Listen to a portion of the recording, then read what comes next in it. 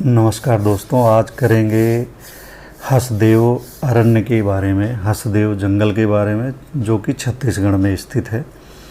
इस पे पहले भी एक वीडियो बना चुके हैं, उसको आप इस चैनल पे भी देख सकते हैं। तो उससे पहले एक सवाल करेंगे कि आपको विकास की खुशहाली चाहिए या हरियाली चाहिए। हरियाली का विनाश करके विकास की खुशहाली चाहिए या हरियाली चाहिए, वो हरियाली जो कि आपकी ज़िंदगी के लिए, आपके जीवन के लिए, आने वाली पीढ़ियों के लिए बहुत ज़रूरी है, उनकी खुशहाली के लिए, आपकी खुशहाली के लिए। उस विकास की खुशहाली से भी बढ़कर खुशहाली देने वाली वो हरियाली यदि ख़त्म हो जाए तो ऐसे विकास की खुशहाली का क्या मतलब रह जाता है। तो ये एक सवाल है जिस पे आप सभी को सोचना है, हम सभी को सोचना है।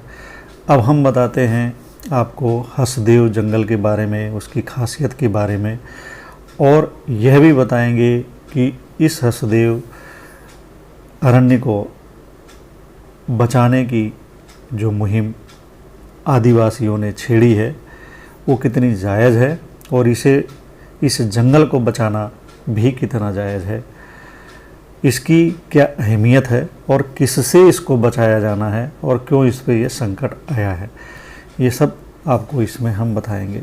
सबसे पहले बताते हैं कि ये जो हसदेव जंगल है छत्तीसगढ़ में स्थित है और यह भारत का सबसे पुराना जंगल है। इसका कुल क्षेत्रफल 2000 वर्ग किलोमीटर है, यानी ये इतने वर्ग क्षेत्रफल में फैला हुआ है जिसमें दिल्ली, मुंबई और बेंगलुरु जैसे शहर विकसित किए जा सकते हैं, बस सकते हैं। इतना बड़े क्षेत्रफल में यह जंगल है, 2000 वर्ग किलोमीटर में।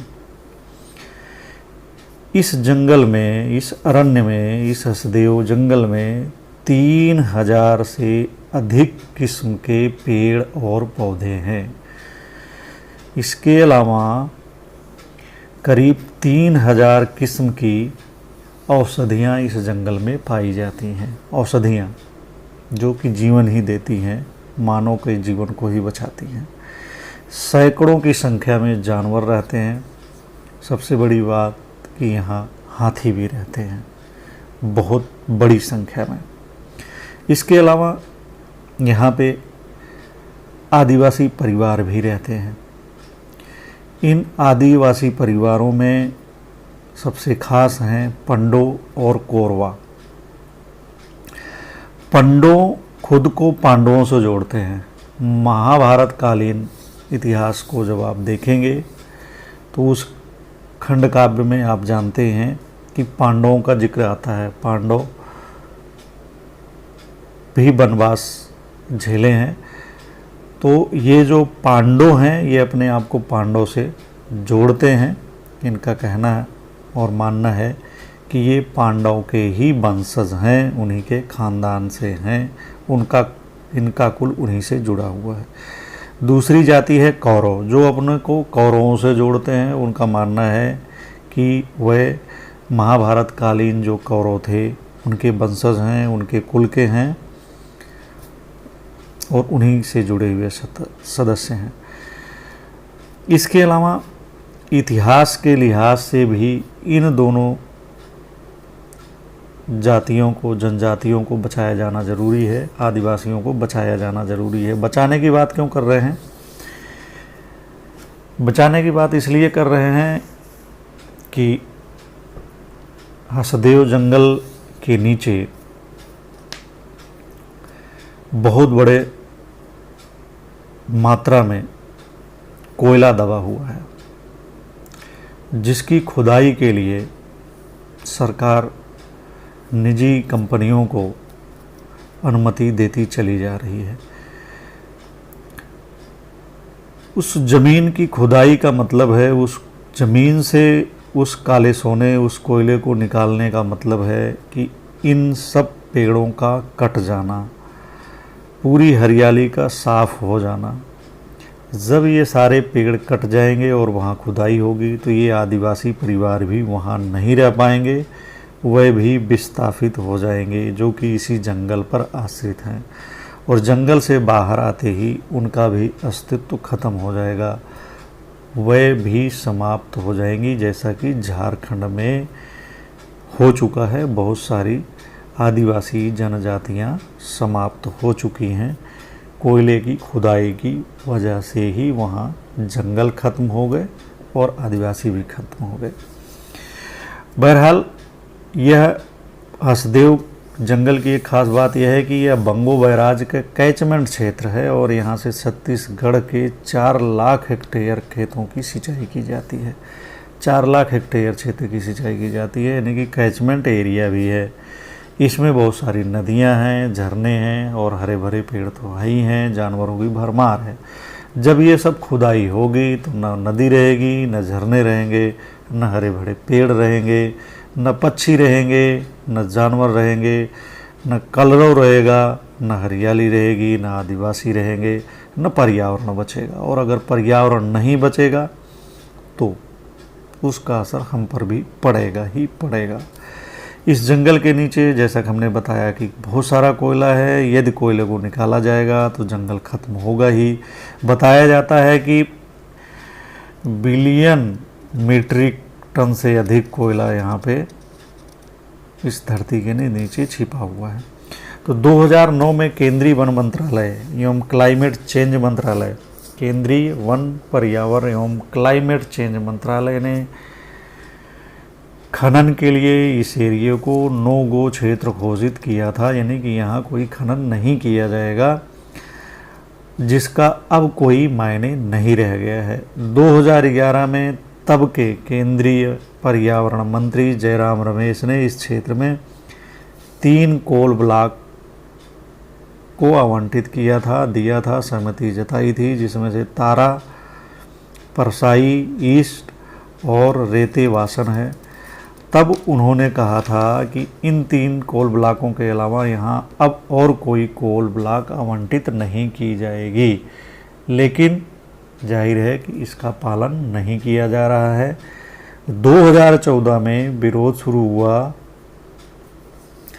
तब एनजीटी ने यानी नेशनल ग्रीन ट्रिब्यूनल ने परसा ईस्ट और वेते वासन कोल ब्लॉक की स्वीकृति को निरस्त कर दिया कि यहाँ खुदाई नहीं होगी हरियाली की कीमत पर।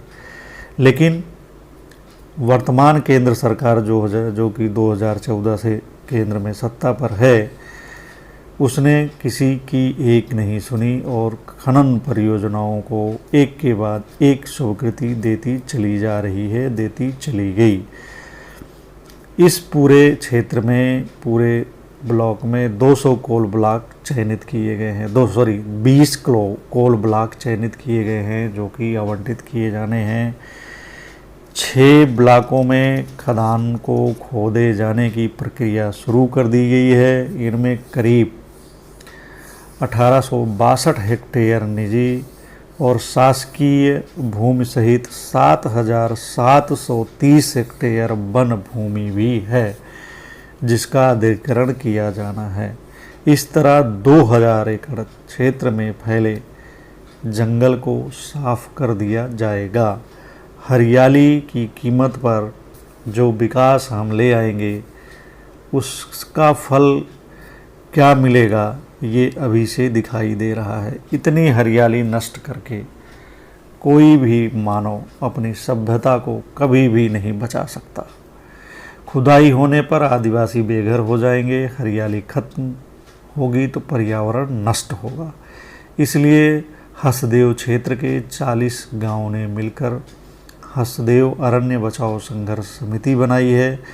यह समिति बीते 6 साल से आंदोलन कर रही है और इस समय बहुत सारे आदिवासी पैदल यात्रा पे निकले हुए हैं और वह छत्तीसगढ़ की राजधानी रायपुर पहुंच गए हैं, अपनी बात बताने के लिए, लोगों को यह बताने के लिए कि हसदेव जंगल को बचाए रखना कितना ज़रूरी है और वहाँ पर कोयले की खदानों को आवंटित करना कितना गैर ज़रूरी है। लेकिन दुखद यह है कि उनकी बात केंद्र से लेकर राज्य सरकार तक कोई भी सुनने को तैयार नहीं है। यहाँ तक कि मीडिया में भी उनको कोई समर्थन नहीं मिल रहा है, उनकी कोई बात नहीं कर रहा है। हालांकि वह अपने वजूद के लिए तो लड़ ही रहे हैं, लेकिन उनकी लड़ाई हर उस नागरिक के लिए है जो स्वच्छ सांस लेना चाहता है, जो स्वच्छ पर्यावरण को चाहता है, जो हरियाली को चाहता है, जो यह चाहता है कि जलवायु परिवर्तन ना हो, अधिक बारिश, अधिक गर्मी और सूखा ना पड़े। उस हर व्यक्ति की भावनाओं को ये आदिवासी अभिव्यक्त कर रहे हैं, जिसे समझे जाने की ज़रूरत है। इस जंगल में तेंदू पत्ते से हर आदिवासी परिवार को सालाना 60 से 70 हज़ार रुपए की आमदनी हो जाती है। इसके अलावा महुआ, साल, चिरौंजी, खूंखड़ी से भी इन आदिवासी परिवारों को आय होती है और इसी पर ये निर्भर हैं। और इनकी आशंका ये है कि जंगल ख़त्म हो जाएगा तो ये सारी चीज़ें ख़त्म हो जाएंगी। जब ये सारी चीज़ें ख़त्म हो जाएंगी तो उनका अस्तित्व ख़त्म हो जाएगा, वो भी कहीं नहीं रह पाएंगे। जब जंगल नहीं रहेगा तो ये सारी चीज़ें नहीं रहेंगी, ज़मीन भी नहीं रहेगी, तो वो कहाँ जाएंगे? जाहिर सी बात है कि उनको ख़त्म होना ही होना है। जंगल ना रहा तो इनका क्या होगा, ये इनका सवाल है। लेकिन जंगल ना रहा तो पर्यावरण का क्या होगा, ये हर एक मानव का सवाल है। यह जनजातियाँ ख़त्म हो जाएंगी, इससे बड़ा सवाल है कि फिर पर्यावरण का क्या होगा, यानी कि पर्यावरण भी खत्म हो जाएगा। आदिवासी पूछते हैं कि क्या देश को ताज़ी हवा और साफ़ पानी की ज़रूरत नहीं है? जाहिर सी बात है, ये सवाल बहुत वाजिब है और हर किसी को इसकी ज़रूरत है। जिसे आज आप नहीं समझेंगे तो कल आप समझने लायक भी नहीं रहेंगे। तो मित्रों, एक तरफ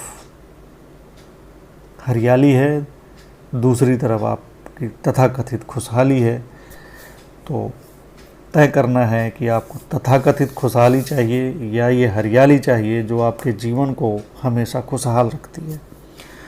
एक तरफ हम कोयले की कमी से जूझ रहे हैं, इस वजह से बिजली का उत्पादन नहीं हो पा रहा है। कोयले की कमी की वजह से, बिजली की कमी की वजह से औद्योगिक से लेकर आम जनजीवन तक प्रभावित है। सारी गतिविधियां प्रभावित हैं, कहीं कहीं काम भी ठप है। उधर चीन में कोयले की कमी से हाहाकार मचा हुआ है, बहुत सारे औद्योगिक क्षेत्र बंद हुए हैं। और हमारे यहाँ भी पिछले कुछ दिनों से ऐसी खबरें मीडिया में आ रही हैं कि कोयला की कमी की वजह से बिजली का उत्पादन नहीं हो पा रहा है, और बिजली का उत्पादन नहीं होने से औद्योगिक उत्पादन नहीं हो रहा है। लोगों को बिजली नहीं मिल पा रही है, जिसकी वजह से उन्हें गर्मी में बिना पंखे के रहना पड़ रहा है, बिना एसी के रहना पड़ रहा है। बहुत सारी दिक्कतों को लोगों को झेलना पड़ रहा है। तो एक तरफ तो ये हालात हैं, कोयला कितना ज़रूरी है इससे ये समझा जा सकता है। विकास के लिए कोयला बेहद ही ज़रूरी है, इसमें कोई शक नहीं। लेकिन किस कीमत पर, यह सबसे बड़ा सवाल है। क्या ऐसा विकास चाहिए जो विनाश की बुनियाद पर टिका हो? हरियाली ख़त्म करके आप खुशहाली नहीं बढ़ा सकते हैं, यह तो बिल्कुल एकदम तय बात है। हसदेव अरण्य ही नहीं, इसके जैसे तमाम जंगल हरियाली हैं, और ये हैं तभी हमारी खुशहाली है। ये समझना बहुत ज़रूरी है। सरकारें पेड़ की महत्ता को बताती हैं, वह जानती हैं कि पेड़ है तो हरियाली है, और यही वजह है कि हर साल मानसून आने से पहले जून जुलाई, खास करके जुलाई में पौधारोपण अभियान चलाया जाता है। एक अभियान के तहत जो है पौधे लगाए जाते हैं। सरकार मुफ्त में पौधे देती है, लोगों को देती है, खुद भी लगाती है। वन विभाग इसमें तमाम तरीके की जद्दोजहद करता है कि पेड़ अधिक से अधिक तैयार किए जाएं, पौधे लगाए जाएं, ताकि पेड़ बने और हरियाली आए। यानी कि हरियाली के महत्व को सरकार भी जानती है, लोग भी जानते हैं कि हरियाली का क्या महत्व है। तो जब हम जानते हैं तो फिर जो हरियाली कुदरत ने बख्शी है हमें नेमत के तौर पर, उसको क्यों उजाड़ रहे हैं, उसे क्यों बर्बाद कर रहे हैं कुछ कोयले के लिए।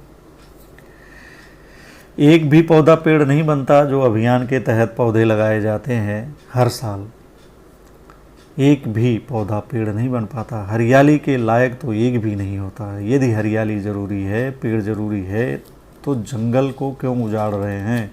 क्योंकि उसकी ज़मीन के नीचे कोयला काला सोना है, इसलिए कोयला है। वह कोयला जिससे बिजली बनती है, वह बिजली जिससे विकास की रोशनी जलती है। लेकिन यह प्रक्रिया सही नहीं है। सभी जानते हैं कि कोयला को जलाने से पर्यावरण को नुकसान होता है। कार्बन डाइऑक्साइड का उत्सर्जन होता है, जिससे जलवायु परिवर्तित हो जाती है, यानी क्लाइमेट चेंज का खतरा बढ़ जाता है। जलवायु में परिवर्तन का मतलब है कि अधिक बारिश, अधिक गर्मी, लंबा सूखा और लंबी ठंड पड़ती है, भयंकर गर्मी पड़ती है।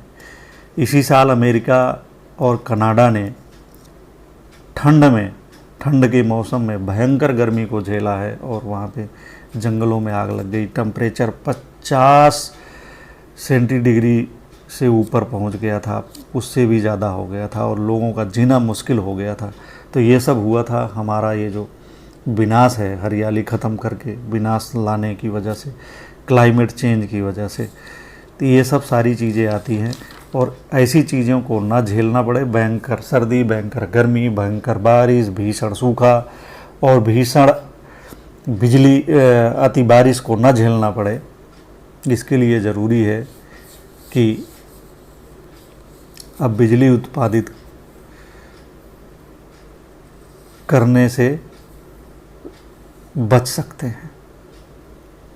इन सब चीज़ों से आप बच सकते हैं, क्लाइमेट चेंज से आप बच सकते हैं, हरियाली को बचाकर, हरियाली को बढ़ाकर। हरियाली की कीमत पर मिलने वाला उजाला कभी खुशहाली नहीं दे सकता।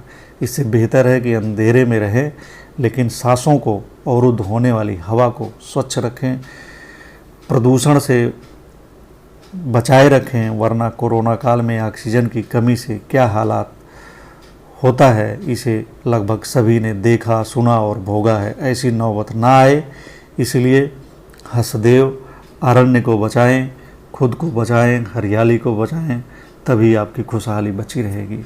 जीवन की खुशहाली हरियाली से है। जीवन में खुशहाली विकास की रोशनियों से नहीं है। विकास की रोशनियाँ के नीचे बहुत घना अंधेरा फैला होता है। उस अंधेरे को पहचानने की ज़रूरत है और वो अंधेरा ऐसी हसदेव अरण्य जैसी हरियाली को समाप्त करके ही छाता है और ऊपर केवल जो थोड़ा बहुत उजाला दिखता है, उससे मानव जीवन संकट में आ जाता है।